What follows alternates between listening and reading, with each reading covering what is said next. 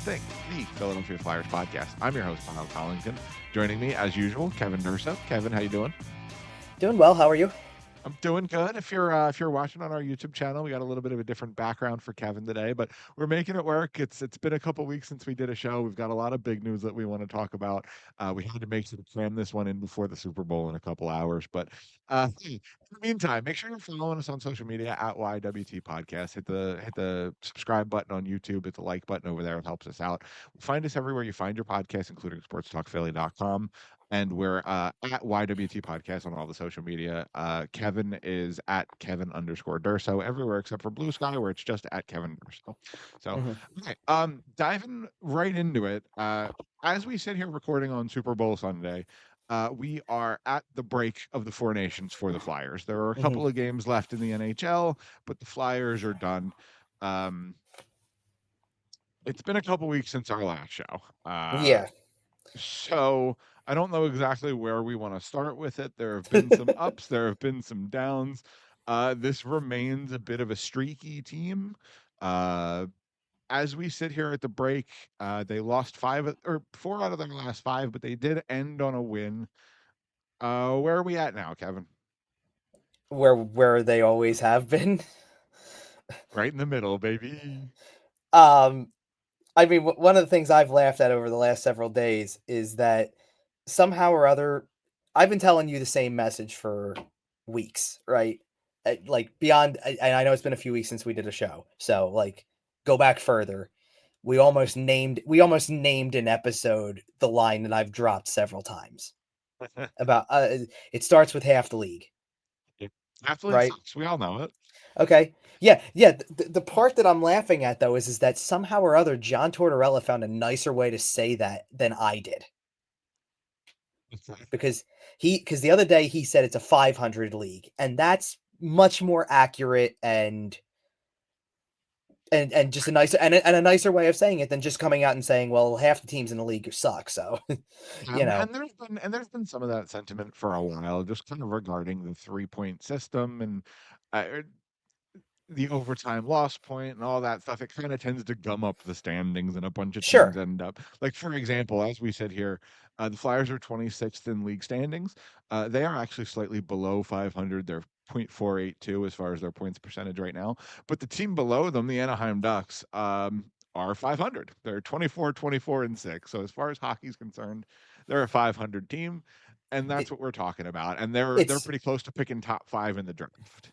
it's really funny how that they finally win a game on Saturday that pretty much they only win because it was a super short-handed Pittsburgh lineup. I mean, if Crosby and Malkin play in that game, it's probably a bloodbath. But Probably. but they finally win a game. They get 2 points. They actually have 3 points in their last 3 games. And on the same night that they finally get a win and get 2 points, Anaheim won in a shootout against LA, who has a ridiculous home record. I Yep, think they've that only blew lost like 3 games on home ice all year. yep, that ruined the six-leg parlay for me. and King's money Seattle line, brutal. and Seattle got a win. And again, team that like didn't wasn't winning games earlier in the week when the Flyers were also losing, but they get a win to keep pace. Yep. Pretty much the only team that kind of really ruined things from that perspective yesterday was Buffalo. Buffalo played Nashville, so depending on how you want to look at it, I suppose. But there's a pretty clear cut, like San Jose and Chicago are what they are, and I'm really at the bottom. I think you like there's an element where I feel like you can couple Nashville in with that too. It's a pretty sizable gap to where the Flyers are. But even Buffalo's got a shot. I mean, Buffalo's got 3 extra games to play on the Flyers, Well, and the and margin is 6. So do the math, and then there's still head to heads with this. I think Flyers and Sabres play twice head oh to yeah, head. So there's head to head that goes into it. There's just the Flyers also have a really tough schedule coming back brutal from all of schedule. this. Well, Like, and as we'll get into a little bit later in the show, the Flyers have already kind of started adjusting the roster a little bit, and maybe not necessarily in the most positive direction as far as this year's team goes. We'll break that down a little bit further, yeah, but the team didn't necessarily get much better today. especially when those players are unavailable for a week plus. But Sure. regardless, you've been struggling down the stretch a little bit. You had 3 games in a row in the middle here where you were shut out, so goal scoring has been a problem. Um, your goaltending has been okay. Your defense has struggled at times. Your goal scoring has really struggled at times. It's one of those things that if you're a fan of the notion of this team drafting in the top 5, if you're a fan of this team drafting a Michael Mesa or a Roger McQueen or one of these guys who are going to get drafted 4 through 7, then this has been a great week for you. And that trade was probably a good direction for you. There's, as we sit here recording on Sunday morning, there's some rumors of some other trades floating around that may or may not happen. But if they do, it certainly doesn't sound like they're going to make the roster Well, better right now. Um, right. quite, Well, yeah, you said yeah, the thing quite about frankly, just street. buckle in, and we're kind of here for the last 30 games or so. It's actually 25 already, believe it Okay, or well, not. wow, oh, thank God. Yeah, I mean, I what? know. But well, to your point about the streaky thing, it's they started January with 4 straight losses, and then they go then came the emotional high. You play Anaheim, the Cutter game, and it's like, okay, that started something. And you ride that high for almost 2 weeks. Well, like, and we talked a little bit because I think when was our last show? Our last show was the right after the first Jersey game of the 3, right? So that was the first one that I went to, and they come in out of that. They end up getting a win against Detroit, who's played better lately. So Mhm. that's not that's not The win is aging a li- okay. Yeah. right. Well, it's not a light win by any stretch. Like it's not like you just beat up on Anaheim. That works for you. And going into the game against the Rangers that they had, it was like, okay, you've won 5 of 6, you've gotten points in 6 straight. Maybe you're turning a corner here, and That was a big game at the time because the Rangers were turning some things around, and if you beat them and take 2 points there at the time on that day, that mattered in the standings. oh sure, and Like those 2 points I were big. well, and what was funny is that so I did a spot on the station before the Ranger game, and then a week later before they played the Islanders for the third time in the month, as the month basically came to an end, and that's how quick it was for me to probably shift from, well, I guess see what you got when you play the Rangers and Islanders back to back, and then you play the Devils again 2 more times, and you play the Islanders again. You're on a little bit of a run. See what happens. And in that time, they got, that Ranger game was a tough one because as bad as the final score looked, that the Rangers just dominated with deflections and screens Hmm. and took away everything there. And let's face it, you got hit with the 1 week that it feels like Igor Shesterkin played out of his mind, and then came right back down to earth to what he's been for the rest of the year after that. It was what it was. They looked a little, playing the Islanders on the back end of the back to back there. They looked a little lifeless there. It was kind of a rough one. The score wasn't bad, but it just didn't have that juice. No, You and play Fedotov looked pretty solid in that game for what it's a worth. solid, but I didn't love the third goal, and that's going to be a recurring theme as we get through the course of the week because at this point, I'll get to it Yeah, from the one. I'll get to it from the one from this week, but that's fair. But um, if you look at your backup and say, well, I didn't love the third goal. I don't know, man. You need your team to score more than one. But well, in that uh, case, yes, me right. I'm saying it, as it carries through, you know. But So like they then you bounce back really strong against the Devils on Monday night. right, and that felt like another good like emotion game. Yeah. Like there was some build up to that. They got out ahead of it early. It felt like a nice response after the The Rangers weekend, and yeah, Islanders games. yeah, Yeah. the It back felt to like back that that you team didn't get going, anything. hey, yep. Yeah, sure. And it made you think for a second maybe this is just maybe that was just a 2 game hiccup, and then you go right back to what you were doing, and then came the shutout streak. Then you don't Then score you stop scoring against the goals. Devils at all. And to be fair, whether you want to pick the third one or the fourth one of the second period against the Devils, when you go down after a certain point, you just aren't going to play like that for the rest of the game. You're on cruise control at that point. Like, get this over with. Get Yep. this over with, burn day. And they had a game the next night too, I so was you gonna might say, even be especially first half of a back-to-back, you're absolutely yeah. Yep. Now the second one of that, you take a whole bunch of stuff out of play because it is the back-to-back situation. I'm sure that there was at least a little hint of something that could have been going on during the course of the day that led to that, because it was right up, as we've come to find out with that trade, it sounds like it was agreed upon right around like the time the opening face-off of that game happened. They then take Frost out of the game, banged up a little, knowing he's involved in the trade. You're already down Owen Tippett from the night before. So that's let's do this deduction. You're down your third from the moment the game starts, you're down your third leading scorer. They score a goal, the Islanders do, I should say, score a goal Yeah. to take the lead, and it's at that moment you decide that your second leading scorer is not seeing the ice for the rest of the night. And then you have to basically have to pull your fourth leading scorer at the time off the ice because he's going to be involved in a trade that's coming down later. So, okay, now what's left in that back-to-back situation? Where are you getting a goal Mm, from in that one, pretty much? against the Islanders. Yeah, Like, come on, it's not. And you got another decent performance out of Fedotov. Again, it was nothing all right. spectacular, but he was Yeah, solid. He would listen. If Ivan Fedotov settles into just being a solid NHL backup, I'm supremely happy. And from what I've seen out of him recently, I see that capability.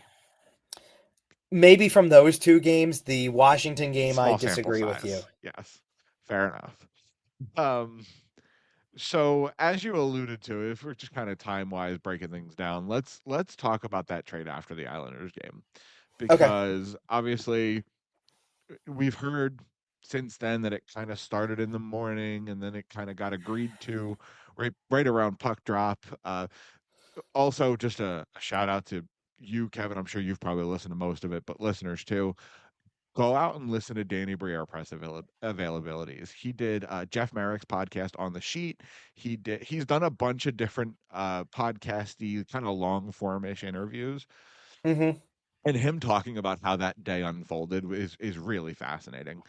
But as it kind of breaks throughout the evening, we learn that there's a trade. We learn that Flyers are getting Kuzmenko. Um, some more Then details end up the creeping out. Right. so so Eventually, he- the so whole trade comes out. so here's kind of the pecking order for how this went down, because for realistically about two periods of the game that we were watching, there wasn't a hint of anything. Really, like it kind of popped up right as the second period was ending. By that point, Frost was already out of the game, but it wasn't known. Like, and he had tried to come back already at one point, He had so come it out was and a talked little to bit right. right. So it just seemed like it was an injury thing. It didn't seem like we weren't sure. People were trying to figure out whether or not it was one or the other, but we weren't sure. You're already on the backstory of Michkov got benched, so that was probably like that was really kind of taking precedence. And then So it long. started to right, and then it started to circulate about, well, there might be something close between Philly and Calgary. Kuzmenko's not playing, and that was about as far as we knew. And kind of that was the talk of the second intermission, was just I don't know what they would want Kuzmenko for specifically here, other than the Russian factor.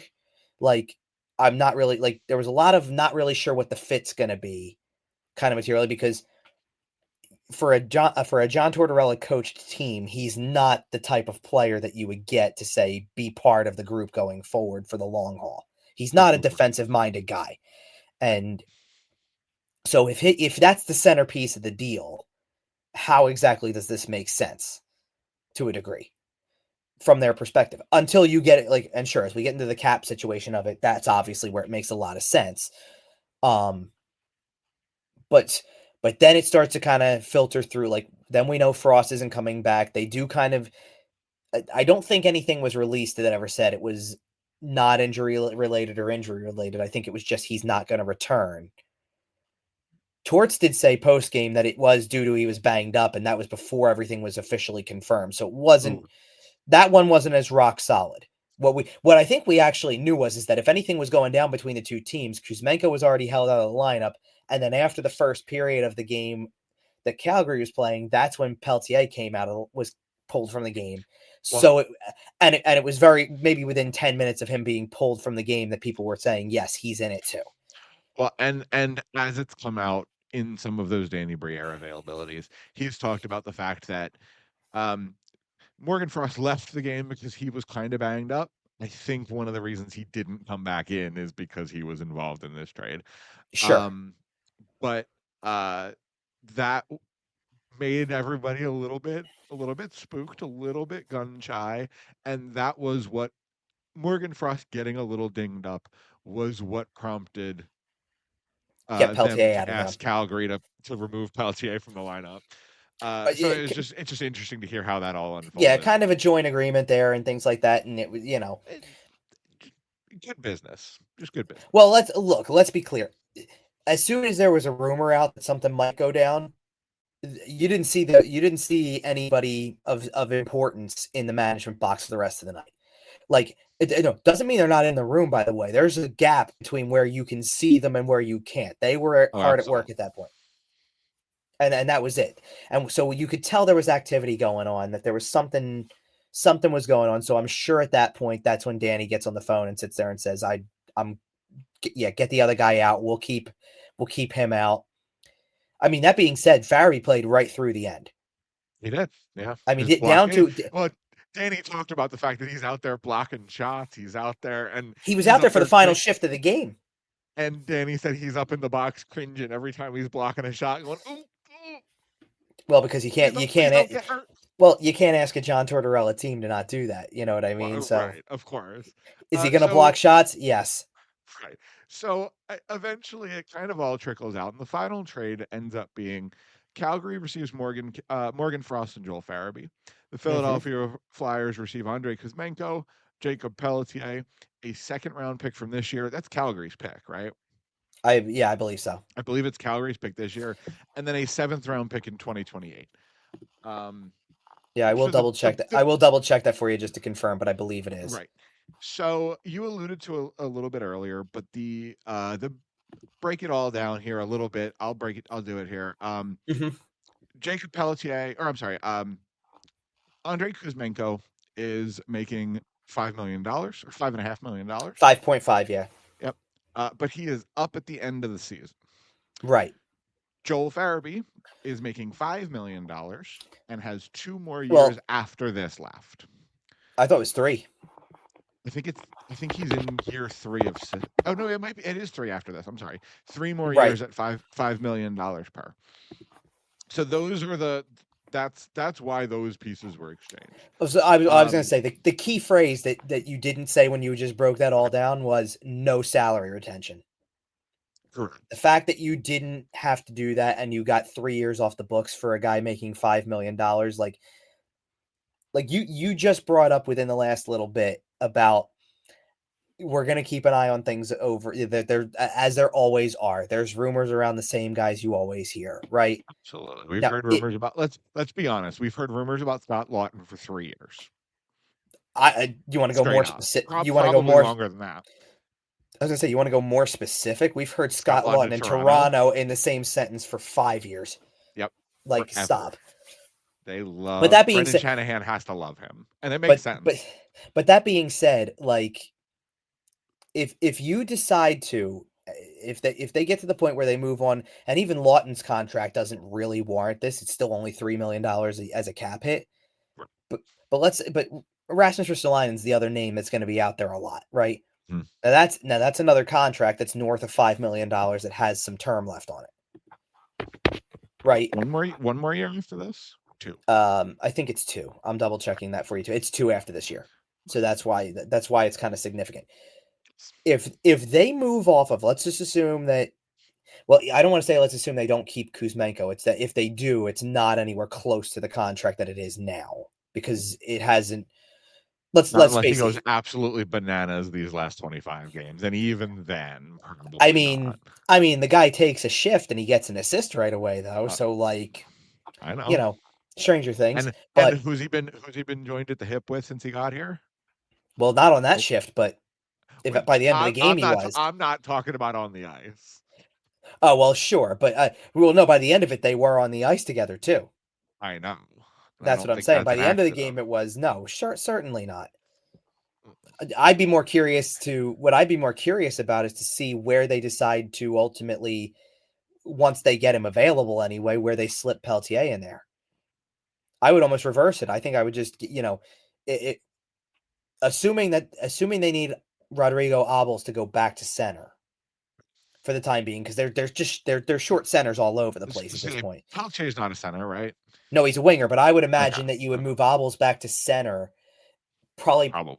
Probably put Kuzmenko if you put Kuzmenko on that wing with Michkov and use that as a line because Zabels and Michkov have because Zabels can speak 4 languages and Russian's And one of them. that whole line can communicate, and I think that Right. would be really good for Mishkov.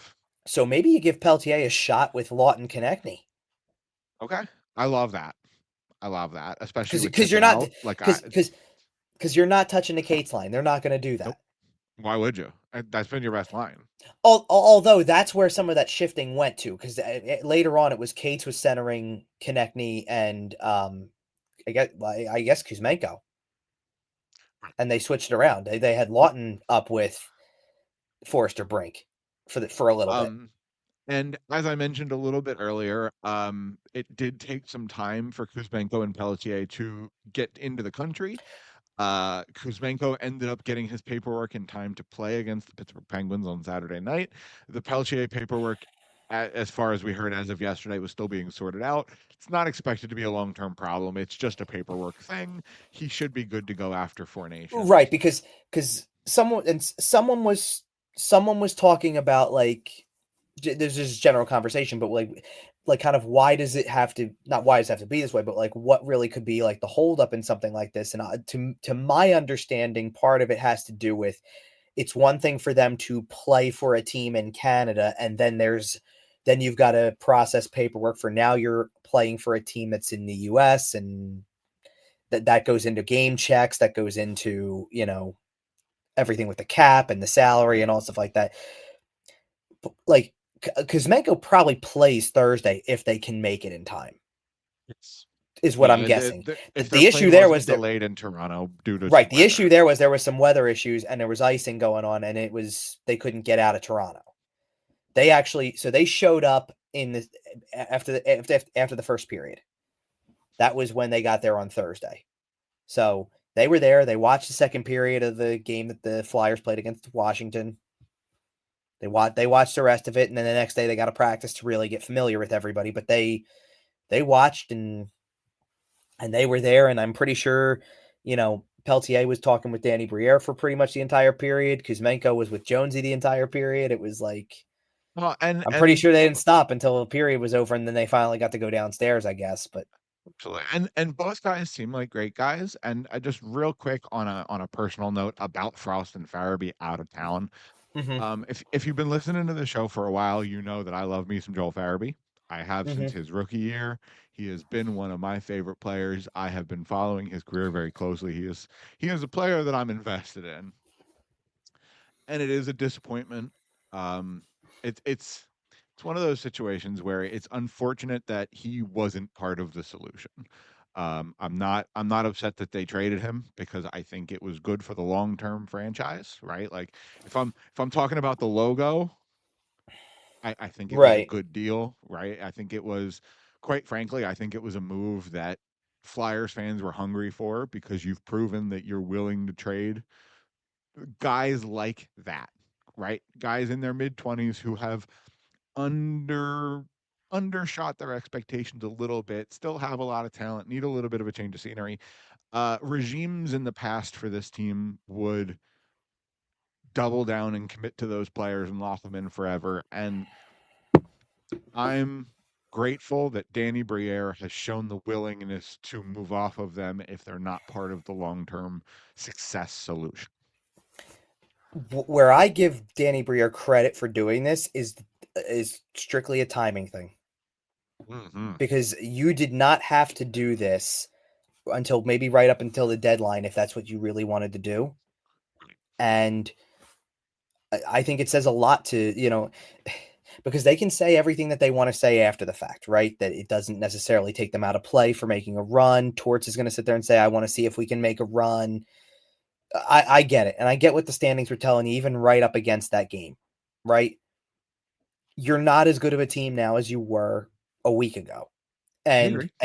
and you're not as good of a team for a couple reasons. First of all, you just basically played an entire week with no reinforcements coming whatsoever from that. I mean, the lineup that they almost Ooh. look, credit to the team for an effort thing. You almost beat the Washington Capitals with half of a minor league lineup. It was the Phantoms played that night. Right. And yeah, and but I did just want to just I wish Morgan Frost and Joel Farabee the best. They were excellent guys as far as the room goes, as far as they were both in that group that I've been talking about forever. The guys who stayed over the summer, the guys who I did kind of think were part of the longer term solution. So it is a bit of a bummer for me, like I said, that they're not. But it it it has that trade has forced a shift in my perspective as far as that core and what the future of this team is actually going to look like.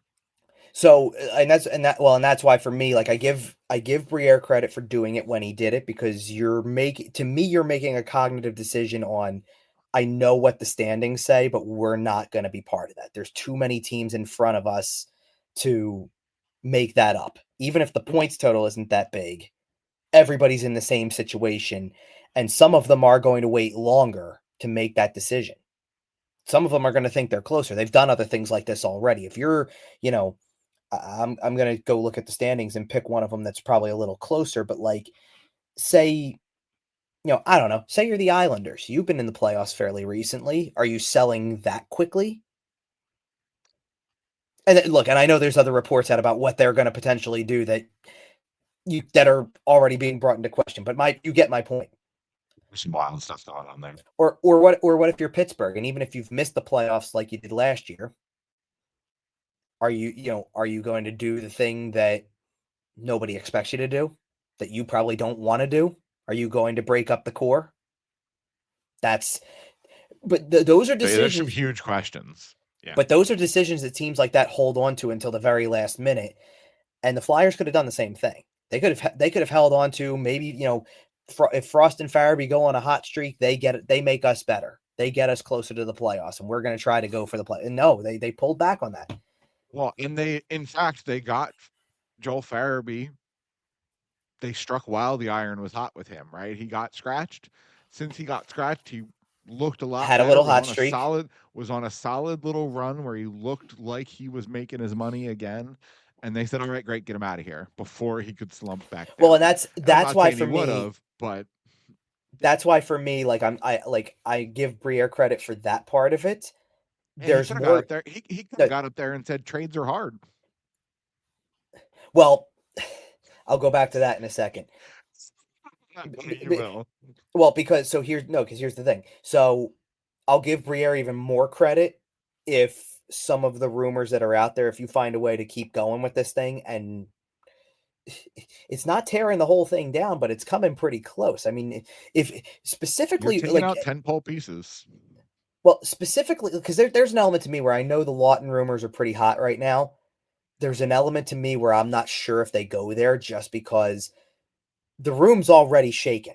That's what I'm saying. Yeah. I think And at if this they point, if really you trade Scott Lawton, and they just lean into that.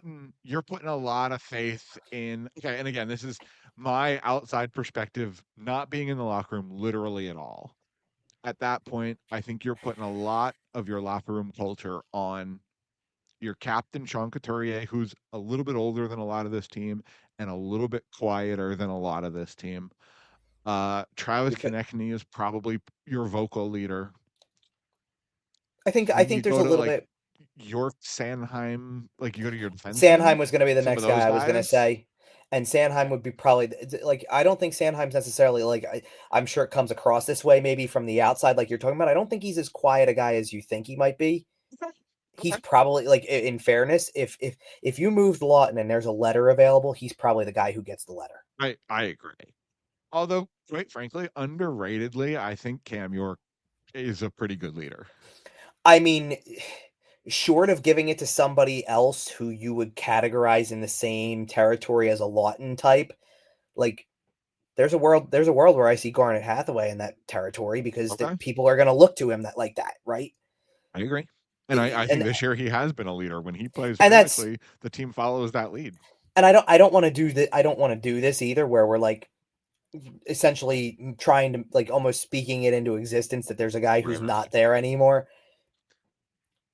I just I No, because I I just love Scott Long, obviously. I just wonder if they're like I wonder if they would do that for for what they just Culture did. purposes. It's not even about the culture. I think it's just for the structure of the room. Okay. I feel like that's a decision that almost sounds like it comes more off season because it's like, listen, off You can season come in stuff with a happens. You fresh come in, everybody comes in on the same page. It's not going through the whole thing. And and leaders emerge. Whereas now you've already taken a couple of guys who were on the leadery end of things, and but there's taking also Scott Lawton out would be a damaging move too. Yeah. but there's also the element of how quickly do you want to move this thing along? And if you want to move it along and this is the time to strike on a deal, you just Right. might have to make the trade. If Right. I'm more focused on the Ristolainen aspect of this because if that's the deal they move, That's then long you term get money. Big money. well because at this point now that you've moved the Farabee contract, I'm struggling to find real like for how many years did we sit there and go all the bad contracts, right? Do you know how many bad contracts I think the Flyers have if you move Ristolainen too? Well, and considering the fact that Ristolainen has played his way into his contract, I would argue that they don't have any. Well, no, there's a simple answer. It's two. They have two bad If contracts after this. if you count Fedotov, that's not a great contract, but No, that's not. it's short. I don't, you know. No, because there's a contract that you can't do anything about. That's one of them. Now, do you know where I'm going? Is that Ryan Ellis? Well, sure, And which and doesn't listen. even really count because you can Well, LTIR that whenever you want once you get up to enough. you can, but they won't because they don't want to do anything with the cap penalty stuff. You know what I I think you're headed towards? I don't know if it happens this year or next. It could be either or, but you're probably headed towards buying out either the last year of it or maybe the last two. It's down to two after this year. You can either buy out the last year and it adds a penalty to a cap that's going to be up way more than you should worry about, or or can you fire it to a team looking to reach the floor? at that time maybe. Right? Like if, for example, I'm trying to think of a smaller market team that's not going to be very good next year. It would have been in Arizona, right? But obviously, I think Utah has changed the game on Utah's things a got little reason to bit. do some more stuff. Right. Um, I don't know. I mean, San Jose. Right. I'm just going to throw somebody out there. Let's throw San Jose out there. If they're looking to reach the floor next year, here's Ryan Ellis's contract. Have fun. Because I think within the next couple of years, you're going to see teams that aren't necessarily the most competitive operating on an internal budget. And that cap floor is going to be interesting. Because in 3 years, we've talked about this on the show for a long time that the salary cap's going to be going up. They have announced a bit of a structure over the next couple of years. I think they did that since our last show. But essentially, with 3 years from now, the cap is going to be about 115 million, and the cap floor is going to be Right. about where the ceiling is now. So teams are going to have to get money in the door, and I mean, somebody is going to want a Ryan Ellis if you need to. Probably, possibly, we'll have to wait and see on that. But that's one of them, and it might, like I said, that might even just be a buyout candidate once you think you're free of some of the other stuff, right? Like you've got 1 year left on a lot of this stuff, right? Mm-hmm. Just this year alone, take the 5.5 that you could get if you don't keep Kuzmenko. It's supposed to be a $7.5 million raise on the cap to begin with. Eric Johnson's another mill. Cal Peterson's contract coming off the books is another 3.85 mil. The Tony D'Angelo buyout ends. That's another 1.67 mil. Then add in if you move both Risto and Lawton, and it's another $8.1 million on top of that. They're looking at like $27 million of cap space just Well, created from that. and a lot of people immediately after this deal, because it didn't make the roster better right now. Right. A lot of people went, okay, and myself included, means this is one of two things. Mm-hmm. Either they're shifting some things around to make a big Elias Pettersson move, because hey, listen, I'm not necessarily saying it's likely at this point, This but was if also 24 hours prior to JT Miller going to JT New York Miller, again. right? Although I do still think Elias Pettersson is he might be gone.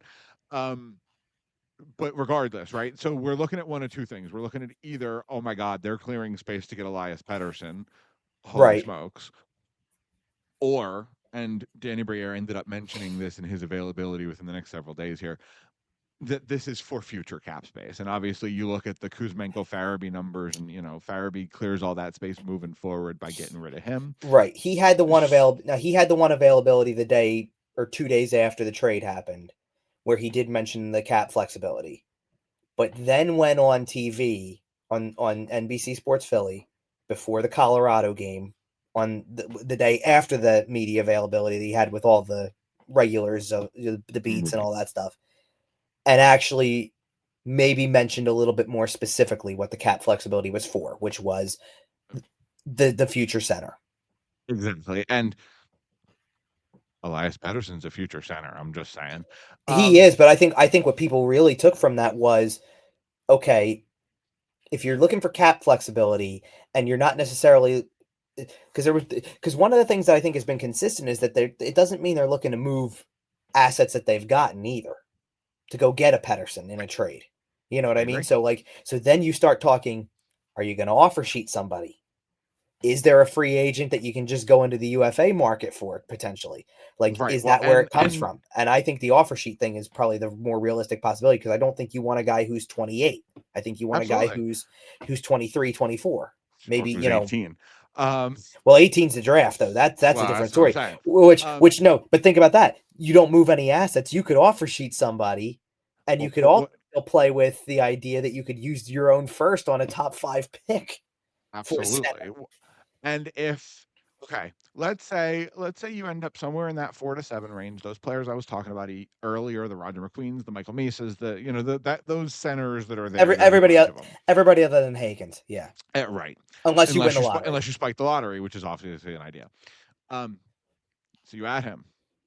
You add whoever that is, whatever center you pick in the top 7 or Sure. 8. Misa seems like a pretty consensus. Like if you're picking fourth, go for it. And may walk onto your roster next year. Uh, Jet Luchenko, Possibly. Jet Luchenko is probably going to walk onto your roster next year.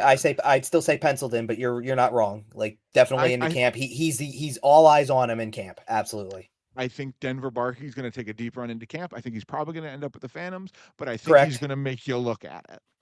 Sure. And All of a I think he's sudden, with the Phantoms. You're right. all of a sudden, if your draft pick can make a deep run in training camp and even threaten the Jet Luchenko stint, all of a sudden your center depth looks way different. Well, Moving forward. here's what I would say. If you consider the possibility of offer sheeting somebody, signing somebody, however you want to look at it, Well, that's the other thing. You can even add another. Look, you get a guy. Let's just play it that way. You get a guy. You've got Luchenko. They're also like one of the things that was brought up, and I think Briere just said it himself flat out. I don't remember if this was on. It was on one of these things, right? Brought up the fact that Morgan Frost was going to have to get paid a little more. That the next contract he's going to get paid. Get a raise. And I'm going to tell you right now, Frost's cap hit was $2.1 million. That's what they moved, right? It's not that substantial. If they're going to give a center that was currently on the roster as of a week ago, let's just say, if they were giving one of those centermen a $4.5 million cap hit for whatever comes next, it's going to be Noah Cates over Morgan Frost. And that's exactly what they did. And so be prepared for that. Like part of the cap space that they're taking is they don't want to let Noah Cates go because they like the progress there. And he flat out mentioned guys passing these other two. And he brought up Cates, Forrester, Brink, all of them. Like they've all taken steps bigger than Frost and Farabee did. And if you're going to, and that to me says, if I'm going to give out hypothetically speaking, if I'm giving Noah Cates a 4x4.5 to be future third line center because I want to go get somebody who plays better at the top, and I like Luchenko, and I might draft somebody better than both of them. Who knows? Then that's how I'm going to spend that money. And guess what? For the next handful of years, I don't think you care if Sean Couturier is your fourth line center. That's what it's Well, shaping up to and be. yeah. Well, and you mentioned something interesting there, and that is here's the thing. There's a couple different ways to acquire a player in the NHL. You can trade for a Of guy, course. you can sign a guy in free agency, you can draft a guy. Probably the most contentious way to acquire a player in the NHL is to offer sheet somebody. Right, which still qualifies as signing a guy as you brought up, But you know what I mean. It's but you force a signing team's somebody hand. with a threat, right? Right, you Um, force a team's hand if you're going to get that guy. Absolutely. Here's how we sit today. Flyers have 3 first round picks this year. Yep. There's rumors that we're and I'm sorry, and also 4 second round picks. We're talking 7 picks in the first 2 rounds this year. Sure. There's What do rumors you that you're now? trading. Well, there's rumors that you're trading Ristolainen, and there's rumors that you're trading Lawton. There's rumors that both of them will fetch you a first round pick. Let's just speculate and say that happens. And that's the only compensation I'm talking about right now. Obviously, I think the deals would look a little different. But let's just say those 2 players out, first round picks come in. Let's say they're next year's picks. Sure. Why? You don't need 5 first round picks this year if you're offer sheeting somebody and getting rid of your first round pick next year. Because the thing about offer sheets is that you have to use your own draft picks. Right. So And usually, if, this type of stuff, like the signing portion of this, happens post draft, so you don't focus. It's not on this year's picks. by the way, you know who doesn't have a first round pick this year, but has a first round pick next year and is interested in Scott Lawton? As Toronto does.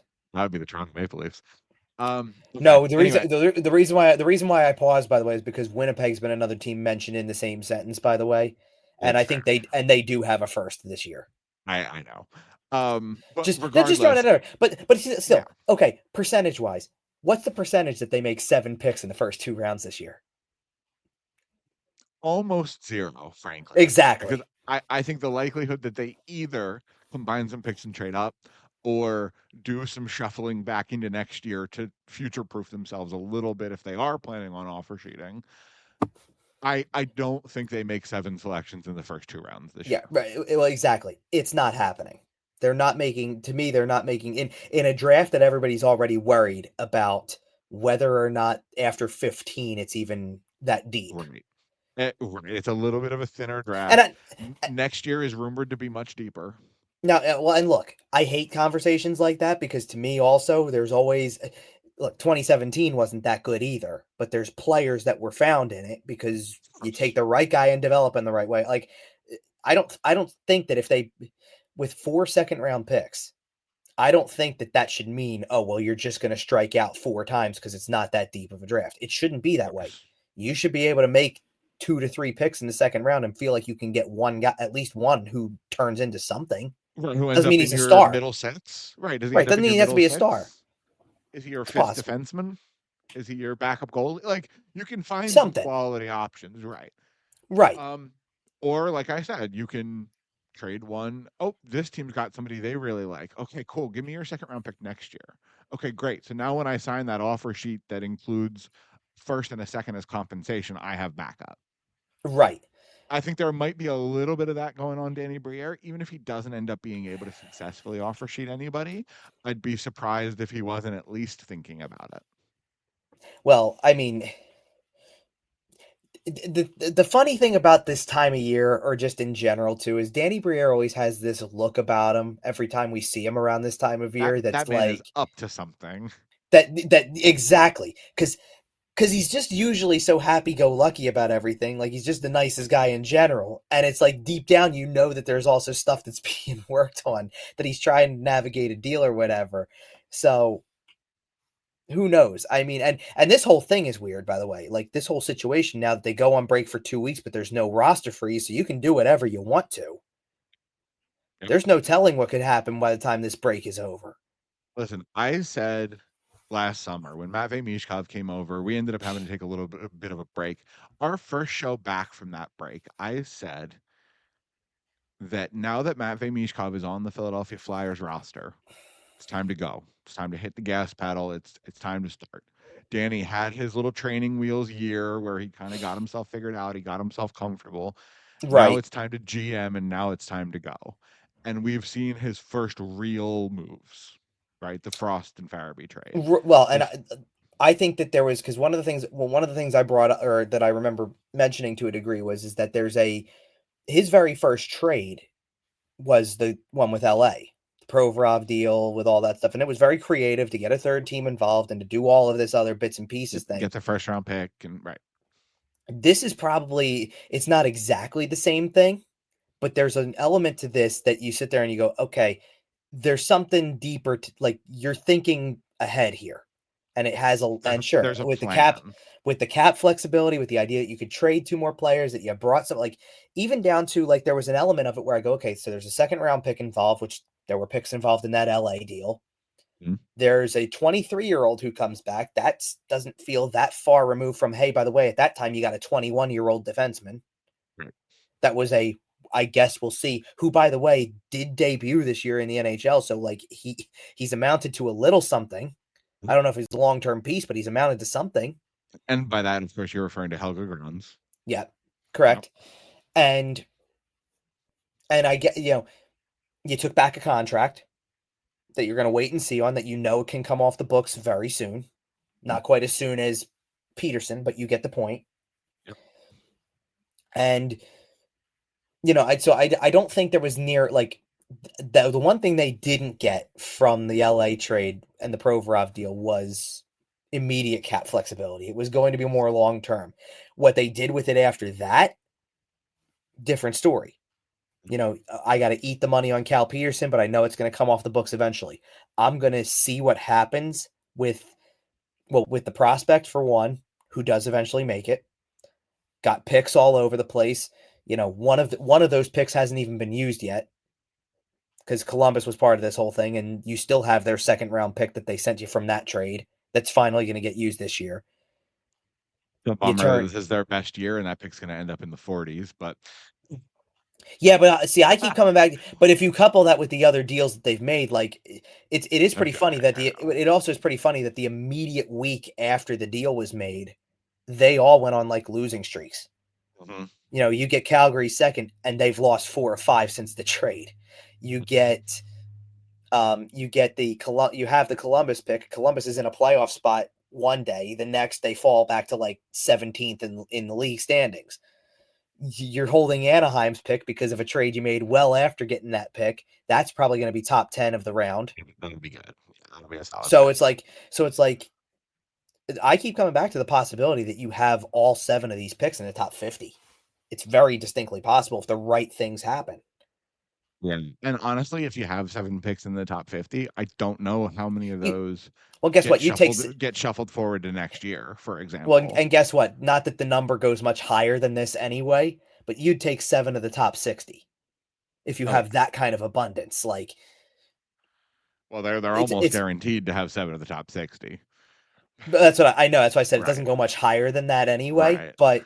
But you get the point. It's like you would take that, just having it in general, let alone, hey, maybe all of these teams don't make the playoffs and you just ended up with all that stuff. But my point is that the creativity of that first trade was, you also had to take on a piece that you were completely in wait and see mode. It's going to have to see if it pans out.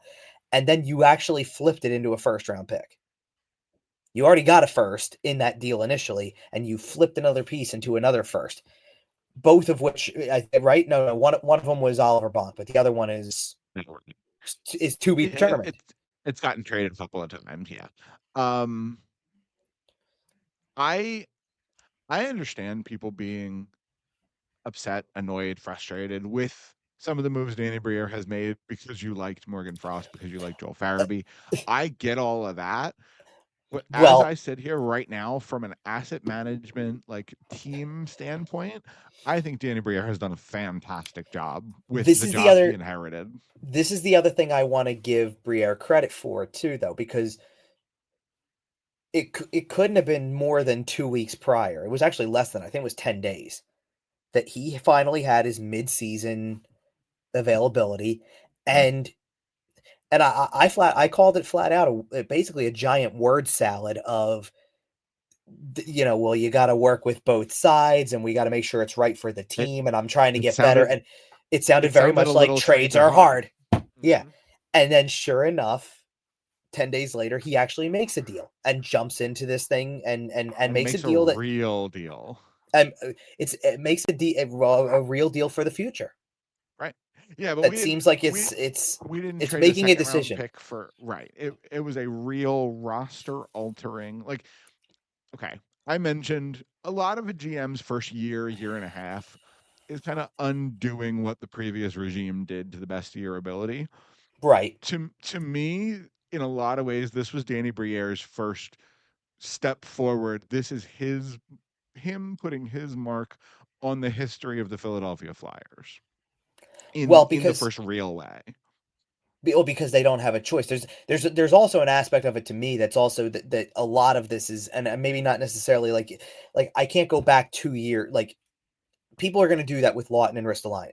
That, Of course. oh, maybe 2 years ago you had an offer that was better than what you're going to get in today's league, right?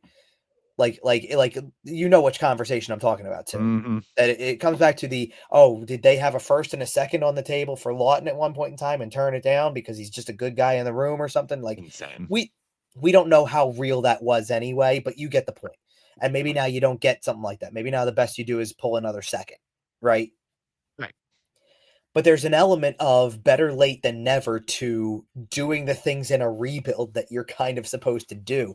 And I say that with more eyes on if they do something with Lawton and Ristolainen, because the fact that I can't go back 2 years ago and say better late than never that you didn't move Joel Farabee and Morgan Frost, who were 23 and 24 at the time, or 22 and And 23 or whatever it was. You know what I'm saying? Like yeah, you have to advance the 2 years and go, well, now that they're 24 and 25 and we got to start thinking about next contracts again, mm, and the point production is just not adding up to the money that's going to go into this thing and what they need to do, among other reasons, right? Like of course there's going to be talk about whether or not they fit a John Tortorella coach team and all that stuff like that.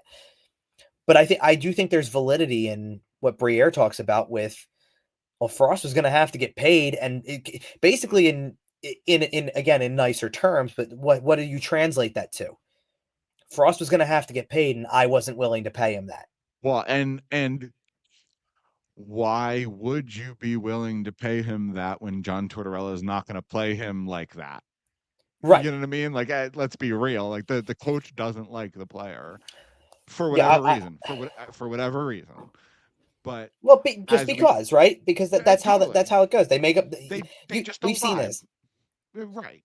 And a guy's mind gets made up early, and to Frost and Farabee's credit, even if they weren't the favorites of the coach, They they were both tried to consummate work through it. professionals about They it. tried to be professional about it and see what they, what can I do to be better? What can I do to help the situation? And if it doesn't work that way, it doesn't work that way. Hearing them come out and say that they feel wanted and appreciated in Calgary did hurt my heart a little bit, though.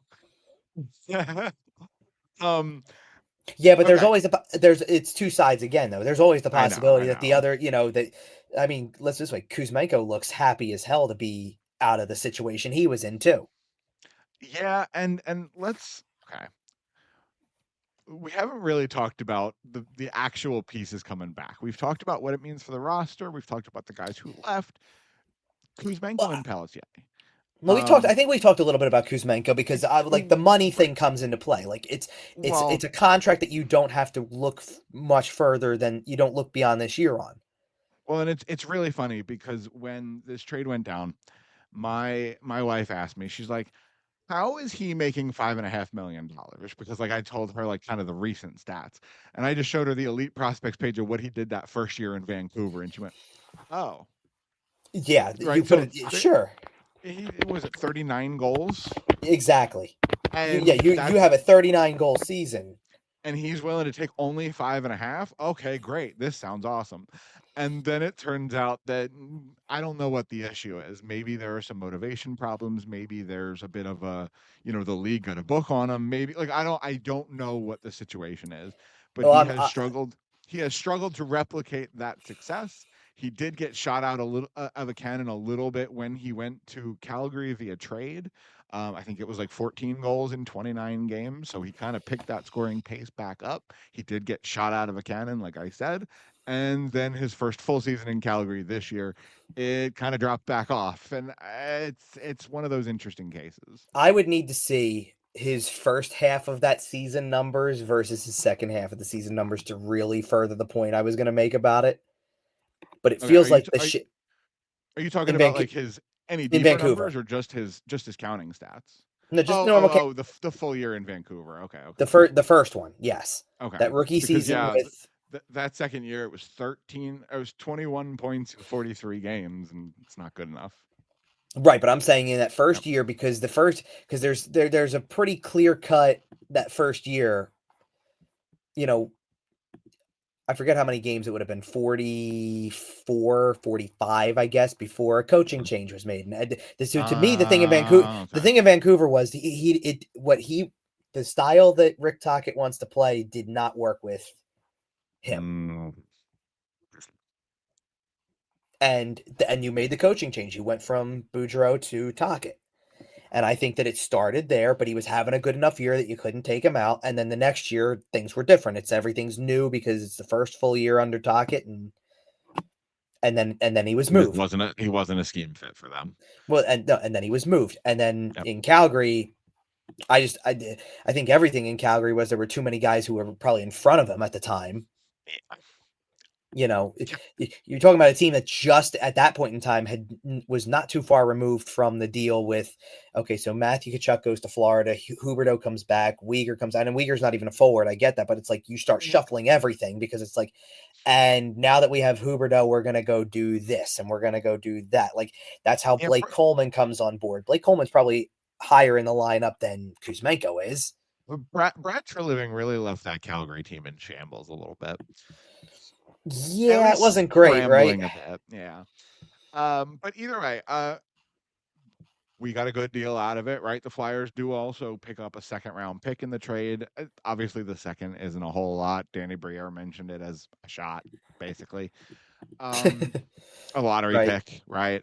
Yeah. But you pick up some assets, you pick up some long term cap flexibility. And if you're a fan of this team picking in the top 7 or 8, you made the current roster worse. Like all of these things are Yeah. good tank moves, right? That don't, to your point, to your consistent point, that don't tear it all the Don't way down. don't Like, don't say that too loud.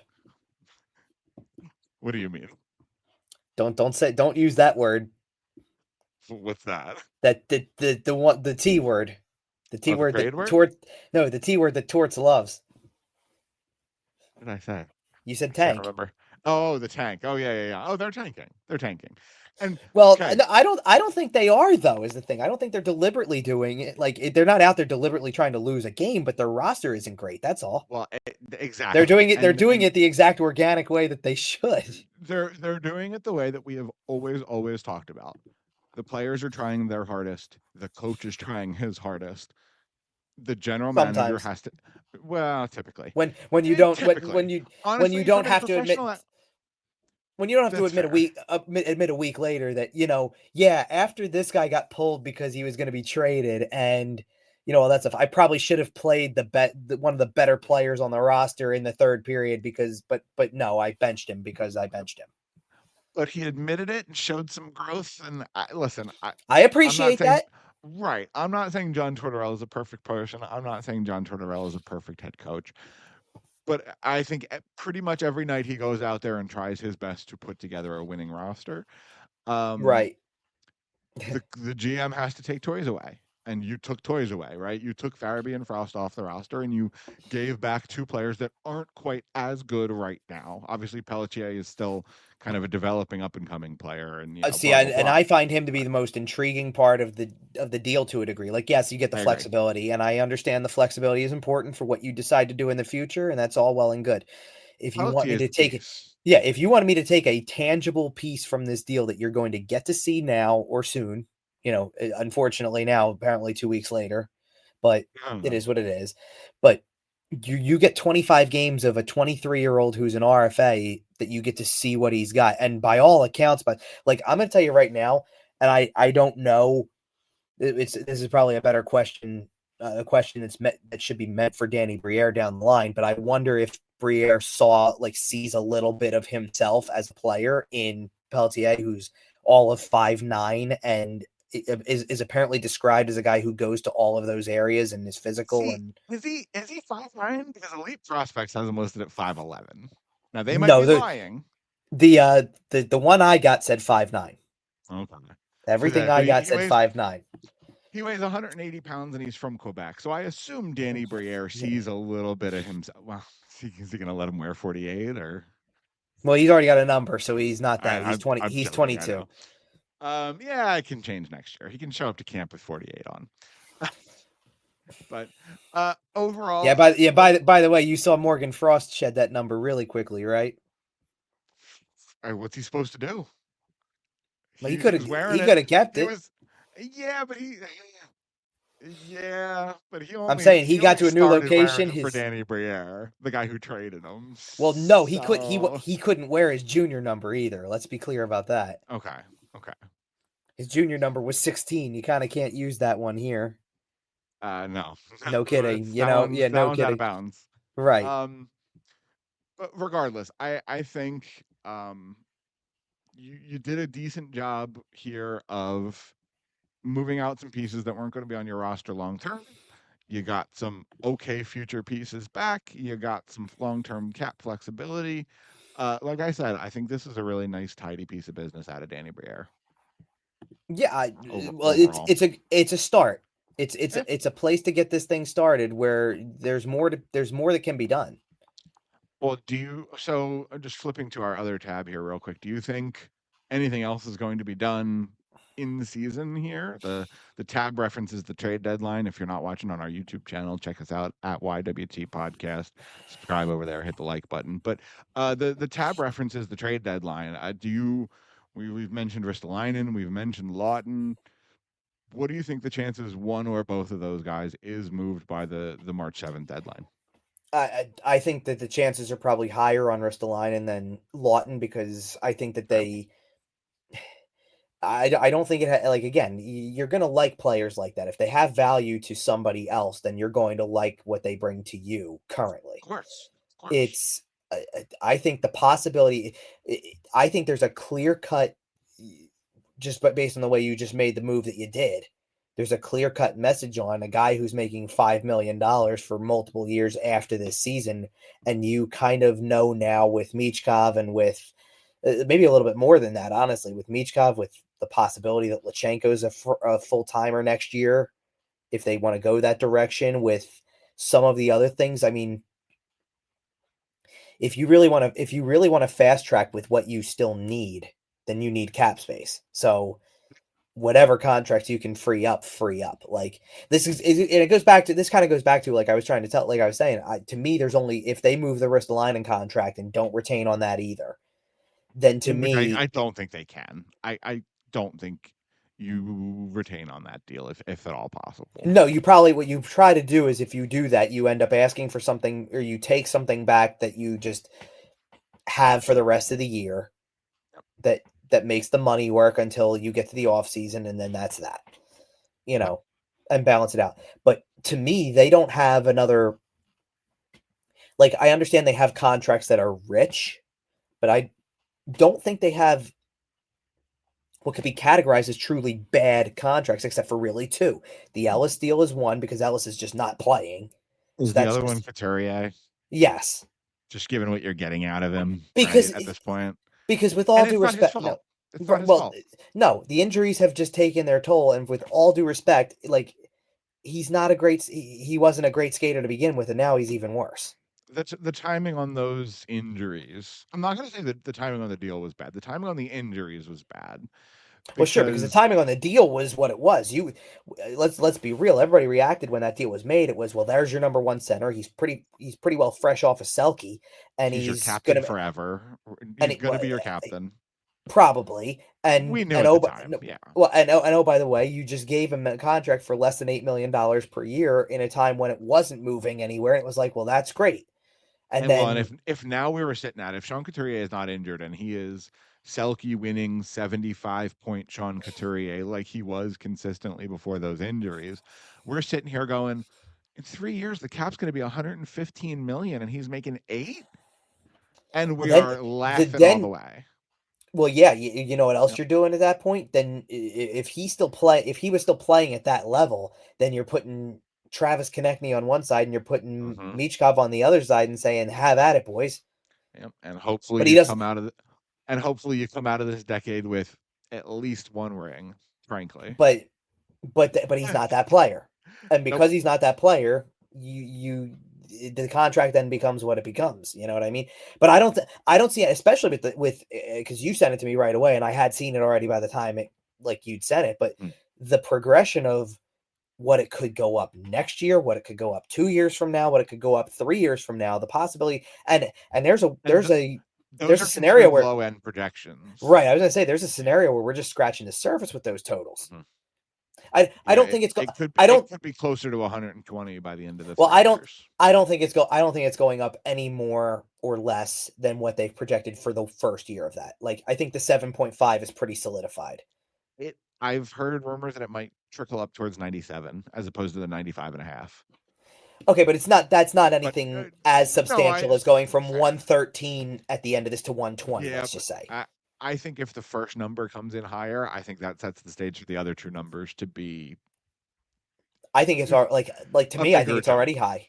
Like I think No, it's I already agree. higher It's than already expected. So it's well, and something that has been floated around that there is nothing concrete on it is if they expand again, if they pump two, three, oh, four more expansion fees in at 1.5 billion plus, the salary cap's going to go crazy in the next 10 man, years. So and I know what you're saying from that standpoint of it. I hope they Con- don't. Connor McDavid's going to be such a Maple Leaf. Okay. Guess what? Now I've got two things I hope not based on what you just said. Jeez, because let's just like, It's okay because to free up the money, Austin Matthews is going to go be a Bruin. oh, I didn't need that visual today. And neither did the Leafs fans. Don't worry. I'm sure. Well, okay. So for one, let's just like to start with your first point on that one, because the reason why I'm going to be pretty hard against the expansion thing going forward because and I think it's I going to got happen whether you're against it or not, well frankly. no, but the reason why I don't like it is because I've only been saying for about a month and a half that half the teams in the league suck. We're going to add to that. Fair. Half Fair is enough. being generous. Half Well, is being generous. and you know that if they add four more teams, we're getting Yeah, play-in round. which I think is also just oh. So here's the thing. Here's what I want. If you're gonna add a round to the playoffs, I think it Let's needs to be a one-off. one One game? one game series. No, not a chance. I know they'll do at least a best of three. I know. Yeah, the Um, if they go anywhere that direction, they're going to model it after the Calder Cup playoffs and try to I do because know. Do a that three. builds well, it builds over time. I think. I Because think that's a it's three to three. I think it's 3-5-7-7. exactly, and I Yeah. think they would start to explore stuff like that. Look, Well, I don't know. and there's no way the NHL ever knocks the first round down to 5 games. There's no way. No. Oh, no way. No, no, No. no, no. But you would add either a No, three because there's a round or a charm 5 round play in. because there's a charm to yeah, and well, and here's the other thing you got to weigh about that then. If you're adding something like that, then you either need to shorten the preseason to like 4 games or cut the regular season partially because there's no Right. I'm sorry if we are starting to approach the territory of by doing something like that the Stanley Cup is being given out and it's 4th of July weekend because of that like Well, I wish I could say I was joking but I'm not because like here's the thing. if that's what if you're adding it If they started September 24th, they'd be fine. But they don't well want to go against that's the other football. alternative. They don't want to go against football for that long. So, I'm so you convinced want that's why they don't start earlier because they don't want to go against the first weeks of the regular season in the NFL. but what I don't I almost don't understand what good that does you other than to It have just the pushes your playoffs to be season week. Right. Yeah. Other than to put the playoffs in a spot where the only other thing that would be on otherwise, other than yes, you're aligned with basketball, is that baseball started. Yep. And That's it. even then, it's early enough that it's like, well, you're not into that Right. And postseason realm yet. quite frankly, May, June, it's a lot of skippable baseball. Let's be honest. It can be. It can be. I get that, Right. But but I'm saying I just don't see them sacrificing anything. Like I still think that I still think one of the things that everybody likes is the integrity of 4 7 game series I agree. to get to the finish line. And then if you start to add to that because you want to bring more teams into the picture, it's like you can't start where you start the playoffs and then expect to be done by June 23rd N- or whatever it is. It's never no, going to happen. they would have to start earlier and or cut the preseason, and it would probably have to be a best of three. And Like do it all in the same well, city. I think I still I think you're right about that part of it. I think that would still be the case. I just think that Right. there's no way you can add that to the other parts of it and not have to sacrifice something somewhere short I of agree. we're playing in July. Like Right. Well, and they're not sacrificing their 2 week I break in think it's already February. one. I think it's already ridiculous that they basically had the thing end, and then 3 days later it was, hey, by the way, yeah, Florida, screw your parade. You got to Oh, draft in 48 hours. and oh, by the way, free agency is 3 days after that. Right. Exactly. No, I think that that's it's insane. nuts. It's insane. Well, your only other alternative there is that you push all that back and you say that Well, starts later. and the best part is everybody's favorite scheduling block is actually upon us. Like I mentioned at the top of the show, the Flyers break started yesterday. There are a couple of NHL games today, and then the Four Nations break starts tomorrow. So we do also have a little bit of a preview on that. Yeah, Kevin, one of the big. we chit chatted beforehand, and frankly, you don't seem particularly interested.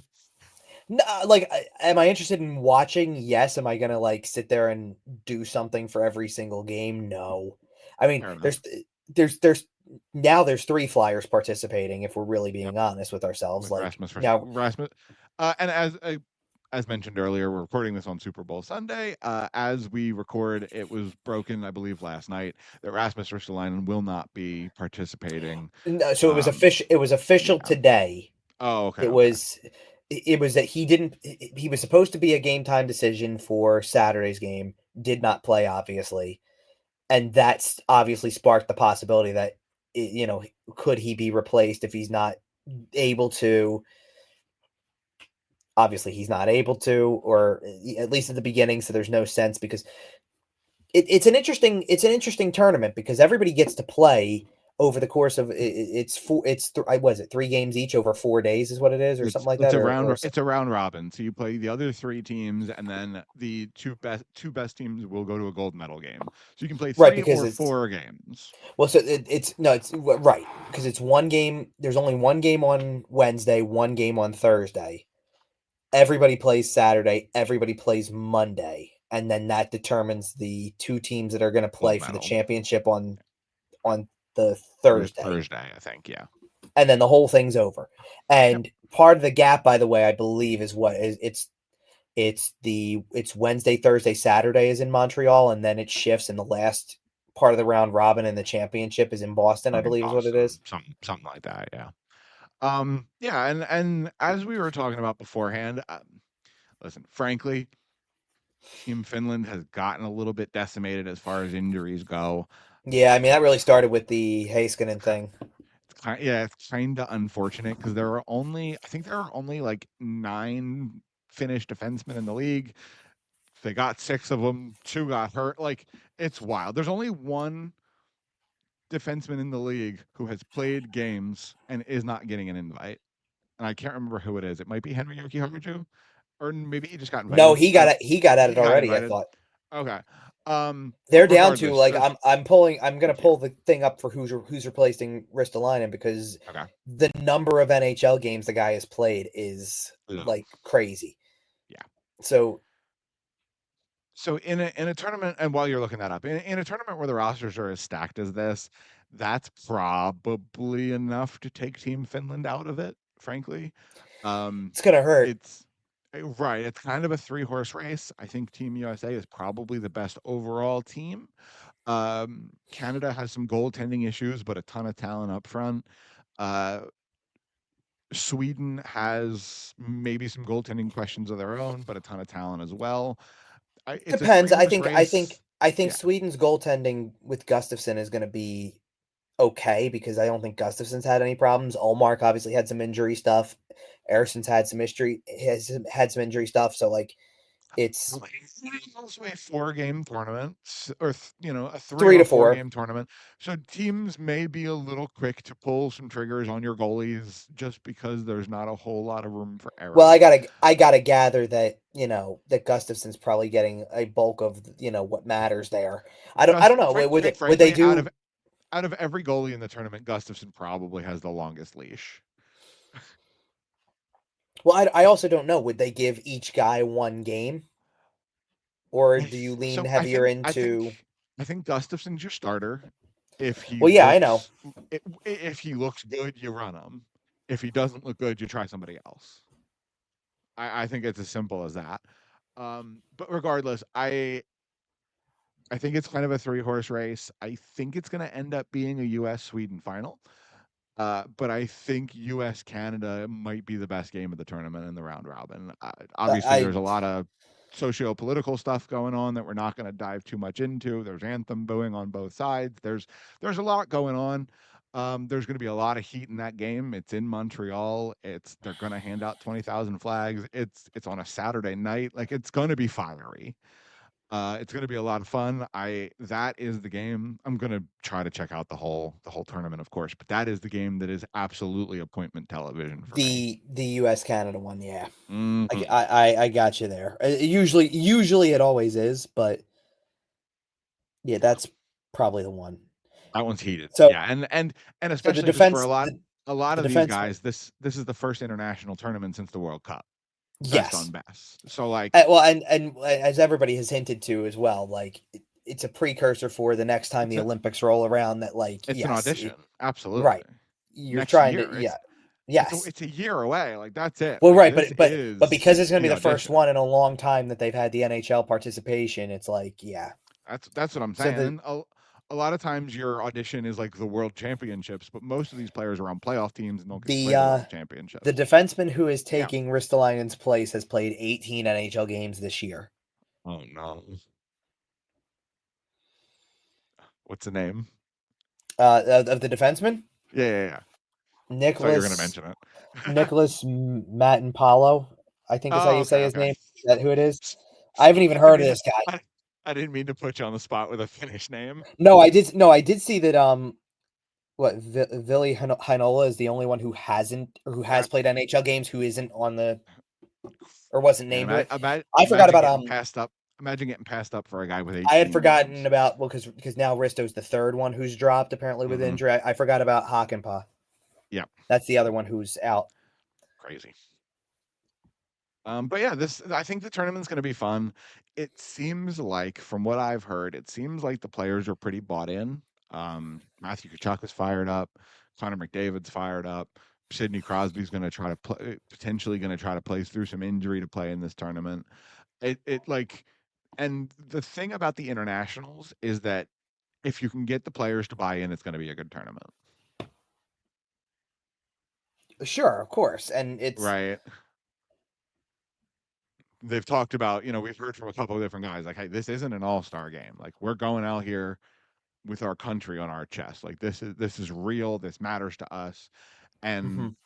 and if that's the case, if we get maybe not Olympic level intensity, let's be honest, but if we get real intensity out of these Well, games, this is going to that be was a the fun thing. tournament. Well, and that was the thing that John Tortorella was saying because he like of course like Eriksson wasn't named to the Swedish roster right away. He's on there as an injury replacement also, and like Torts is sitting there saying, of course, I would rather him have from selfishly, I'd rather him have the break than go play more. But it's an honor, so Yep.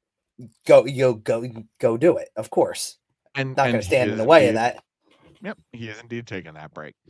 Even if Torts didn't remember that in the moment after last night's game, I know. So we that was have funny. we have Konechny and Sanheim going for Team Canada, Yep. and Sam Ersson going as probably the third goalie for Team Sweden. Unlikely to see on the ice, but it will still be a good experience for him just to go rub elbows with the international, scene.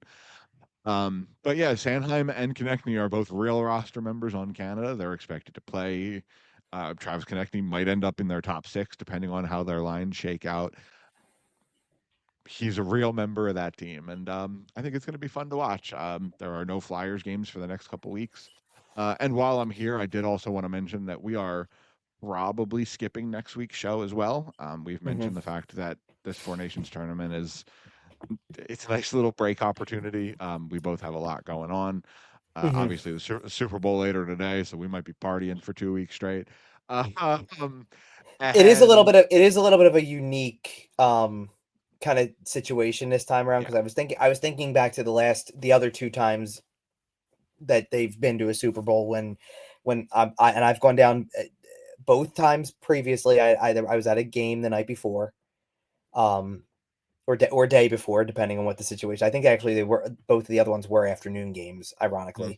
mhm. Um, well, actually, the last 2 years ago they played this. They played Super Bowl Sunday too. The Flyers They did. They did it. had a They did in 2018 too. no. They didn't in 18.